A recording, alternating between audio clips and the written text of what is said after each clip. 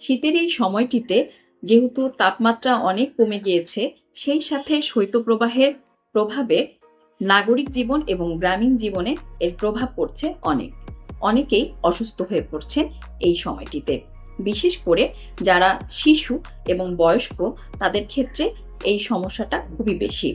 তাই শীতের এই সময়টিতে নিজে এবং নিজের পরিবারকে সুস্থ এবং সুরক্ষিত রাখতে মেনে চলতে পারেন কিছু টিপস। প্রথমে আসি পোশাক পরিচ্ছদ নিয়ে। শীতের এই সময়টিতে যেহেতু তাপমাত্রা অনেক কমে যায়, তাই এই সময়টিতে গরম পোশাক পরা খুবই জরুরি। এই সময়টিতে কান, মাথা, গলা, হাত, পা ঢেকে রাখা খুব প্রয়োজন।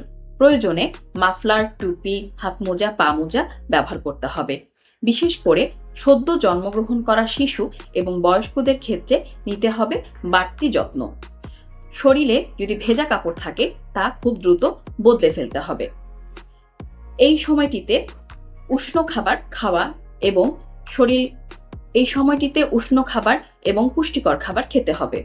এই সময়টিতে যেহেতু প্রচুর পরিমাণে ভিটামিন সি সমৃদ্ধ ফলমূল যেমন কমলা লেবু, লেবু, আমলকি ইত্যাদি পাওয়া যায়, এই ফলমূলগুলো খেতে হবে। এছাড়াও উষ্ণ খিচুড়ি, স্যুপ এইসব খাবার খেলে শরীর গরম থাকে, পর্যাপ্ত পরিমাণে প্রোটিন গ্রহণ করতে হবে। শীতের এই সময়টিতে আমরা অনেক সময় চিন্তা করি যেহেতু পানি পিপাসা পাচ্ছে না, তাই খুব কম পানি খেলেও চলবে। কিন্তু শরীরকে হাইড্রেটেড রাখতে হলে এই সময় পর্যাপ্ত পরিমাণে পানি পান করতে হবে। তবে কুসুম গরম পানি পান করা উপকারী। শীতের সময় অনেকের অনেক ধরনের ত্বকের সমস্যা দেখা দেয়। এই ত্বকের সমস্যা দূর করার জন্য নিয়মিত কুসুম গরম পানিতে গোসল করাটা খুবই উপকারী। তবে অতিরিক্ত মাত্রায় সাবান ব্যবহার করা যাবে না। গোসলের পরে লোশন, তেল বা ময়েশ্চারাইজার ইত্যাদি ব্যবহার করতে পারেন।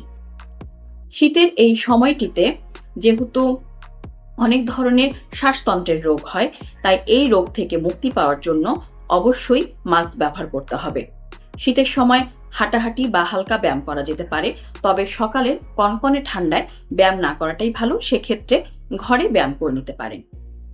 শীতের এই সময়টিতে যেহেতু যাদের শ্বাসকষ্টের রোগ, শ্বাসযন্ত্রজনিত রোগ, হৃদরোগ, ডায়াবেটিস ইত্যাদি রয়েছে, তারা নিয়মিতভাবে ওষুধ সেবন করুন।